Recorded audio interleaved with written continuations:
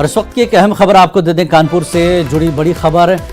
घंटा घर में वाक़ मस्जिद के करीब इमारत का एक हिस्सा गिर गया है। जी हाँ, घंटा घर में वाक़ मस्जिद के करीब इमारत का एक हिस्सा गिर गया है। 65 साल माजूर नफीस मलबे तले दबकर हलाक हो गए। तो वक्फ की मिल्कियत थी ये इमारत। म्यूनसिपल कॉरपोरेशन ने इसे खस्ता हाल करार दिया था। इस इमारत में कई खानदान थे आबाद। तो बड़ी खबर इस वक्त की आपको बता रहे हैं कानपुर से बड़ी खबर। घंटा घर में वाक़ मस्जिद के करीब इमारत का एक हिस्सा गिर गया। 65 साल माजूर नफीस मलबे तले दबकर हलाक हो गए हैं। वक्फ की मिल्कियत थी ये इमारत। म्यूनसिपल कॉरपोरेशन जिसमें खस्ता हाल करार दिया था। इस इमारत में कई खानदान आबाद थे। बिल्डिंग का एक हिस्सा ये यहाँ पे आपका घंटाघर चौराहे के पास में गिरा है। उसमें जो 2-3 लोग घायल थे, हमने उनको निकलवा के अभी करा दिया है और हॉस्पिटल भिजवा दिया है। तत्काल यहाँ पे पुलिस और फायर ब्रिगेड की टीमें आ गई हैं हमारी।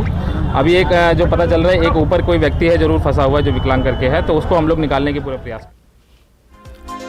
और आगे बढ़ेंगे। फर्ज हज की अदायगी के बाद हुज्जाज किराम की वापसी का सिलसिला